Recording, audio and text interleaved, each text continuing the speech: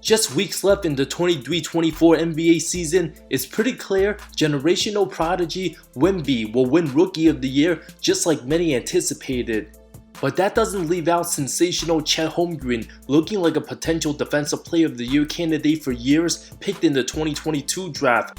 OKC wouldn't be on top of the West standings without him. With the heavy power offense, insane scoring, and lack of D played in today's NBA, combined with little to no efforts most regular season outings, this year's rookie class has more than impressed on the other side of the ball. Given many first-year players considered huge liabilities on D and needing to learn on the fly, the 2023 draft class super respectable in all aspects in the ever-changing modern NBA, having a freak of nature added to the association, somebody we never seen before. This likely won't end up as an all-time talented draft class like 1984 or 2003. But many guys potentially making multiple defensive teams and a unicorn who might end up winning the most DPOY awards before age 30. Starting with Victor, already leading the NBA in block shots by a wide margin, would be most since 2016 Hassan Whiteside, only rookie to average more than 3.4 blocks all time. Mark Eaton, Alonzo Mourning, Shaq, David Robinson, and Manute Bol. Not a surprise why he was labeled one of the greatest defensive prospects ever. His D now better than 99.9% of NBA players already. The way he's getting more comfortable by the week would take a promising young player 2-3 years to make those strides, protecting the paint without getting in foul trouble. Literally makes 6'5" players look like middle schoolers. San Antonio without him gives up 124 points per 100 possessions, fewer than 115 allowed per 100 when Victor's on the floor. His presence everywhere, covers the whole floor, disrupt passes on the pick and rolls, making plays nobody in the world's capable of right now. Figures out not to chase blocks, but knowing when to help or stay at range. Far stronger than he looks, stuffing powerful Giannis, can close out on shooters better than any bigs. Likely won't win the award due to Gobert having way better team success and Wemby stuck in bottom tier crappy San Antonio with one of the worst defensive supporting casts, already God-givingly having one of the best defensive tool sets and the intangibles that can't be taught. A way more mobile Gobert with crazier length, coming from the worst defensive rating team all time last season. Opponents only shooting 52% at the rim when Wemby's defending, recording a triple-double with block shots. Will only be a matter of time before posting a quadruple-double. If this season started in January and Wemby plays the whole season like the last 8 weeks, would have easily been selected an all-star. Having one of the best hands, averaging nearly a steal and a half for a 7-footer, almost unheard of. Opposing players rethinking about challenging him, already installing fear, not sluggish at all for his size. Way more athletic than Porzingis. As long as Wemby doesn't fall for the pump fakes, keeps his hands straight up, learn from Tim Duncan's calm demeanor during the offseason, Wembanyama absolutely could become the greatest defender the game of basketball might just see. Also, don't forget, the most knowledgeable basketball mind all time said this about Wemby. You watch him defensively, he ruins games. I mean, he reminds me a little bit of a bigger Bill Russell with a big reach, coming from everywhere, blind size. So any offensive player is going to have to be really cautious about where he is, because he's going to mess up some offenses, that's for sure. Whenever Jerry West has to take on any star, we listen. Ausar Thompson of the Detroit Pistons, 6'7" small forward, super advanced for his age, despite the offensive struggles, has impeccable activity in all aspects of the game, soon to be a crunch time playoff rotational guy, making momentum plays and shifting a playoff series. Most likely that won't be with the Pistons. Thompson does most things well but score in an era where there's tons of 20-point scorers already. The 5th player to record 40 rebounds and 10 blocks his first 5 games, all of whom previously centers. One of the best hands already in the league, recovers laterally when beat off the dribble, elite and versatile, willing to guard whoever and whenever. 4th in rebounds for rookies behind Wemby, Chet, and Dereck Lively. A breath of fresh air.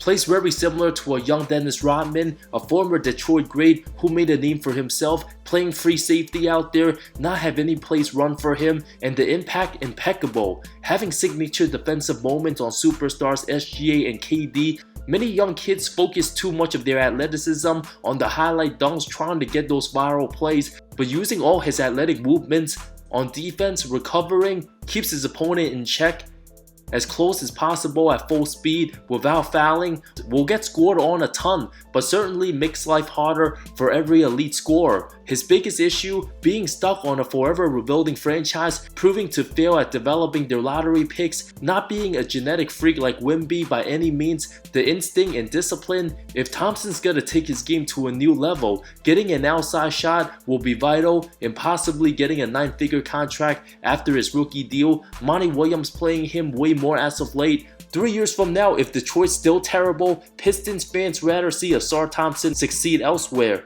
Dereck Lively II, 7'1" center, could be the savior for the franchise down the stretch, just enough to keep Luka happy. A 9-7 guy, 1.5 block average, uses his length nicely on the blocks, can hold his own out the perimeter, not the mismatch many expected.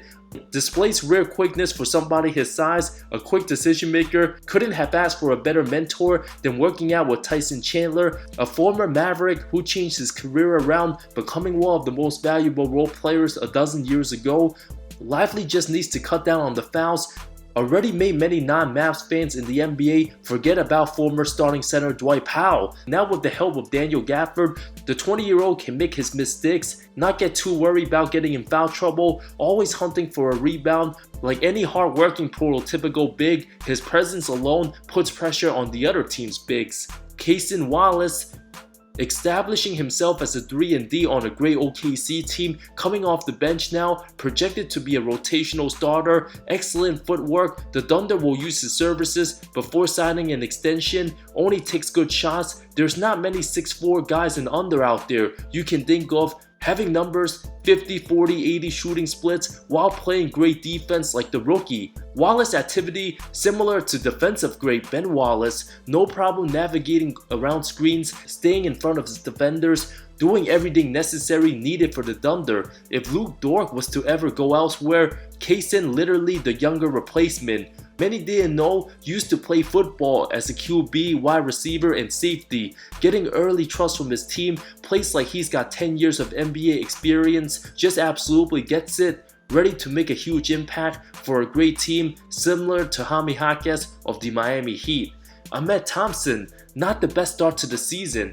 Had ankle injury and ramped up in the G League, getting his minutes, numbers of almost 8 and 6, plays 20 minutes a game, similar to his brother. Both have good instincts, rebounds extremely well for their size, has all the intangibles, not Ausar level good on D yet, but Ahmed on the other side of the ball way better than his offense, underrated athleticism, good agility, quick hands, recovers quickly and can block shots from behind, just has to put everything all together. A potential candidate for most improved player, if not next season, perhaps year 3.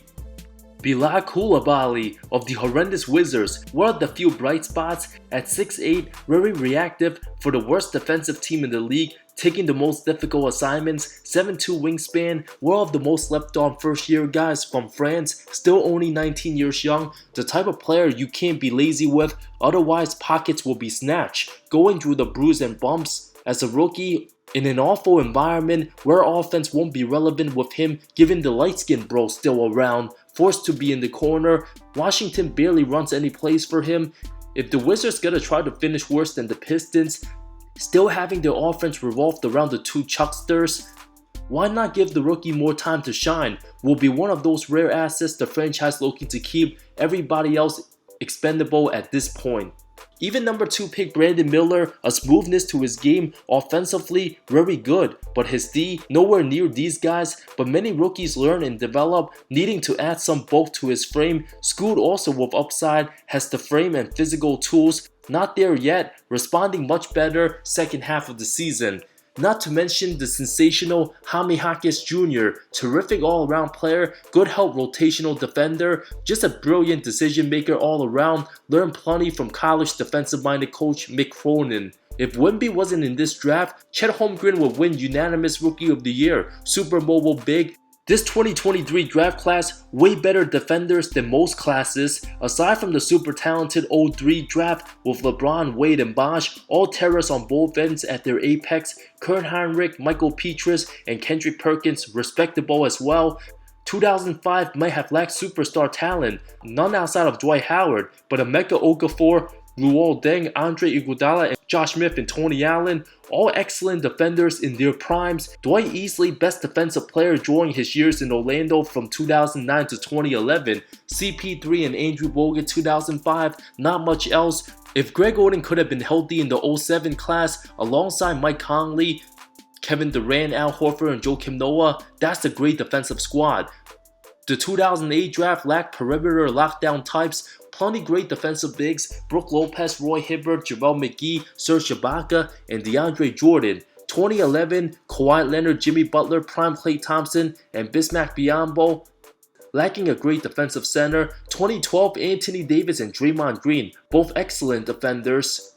Everybody else so-so. 2013, lacked true stars, but prime Victor Oladipo, young Nerlens Noel, rotational Otto Porter Jr., championship role player KCP with Giannis and Dennis Schroeder, 26 pick Andre Robertson, and Rudy Gobert. That's an incredible defensive draft class. 2014 features Jokic, Embiid, Aaron Gordon, Marcus Smart, and Wiggins. Outside of Joker, those four exceptional defenders. 2015, Miles Turner and Porzingis for the bigs. 2016, Ben Simmons, Chris Dunn, both banged up a lot. 2017, another loaded defensive class. Bam Adebayo being the best, OG Anunoby number 2, Jason Tatum, Jared Allen, Derek White, Josh Hart, also second rounder Dylan Brooks, and a healthy Lonzo Ball whenever that may be. 2018, Triple J, Mikal Bridges, Robert Williams, Mitchell Robinson. 2019, absolutely nobody any shot at the Future Award. Matisse Thybulle, the only guy to make all defensive team from that class. 2020, nah. 2021, everybody waiting on Evan Mobley's breakout party.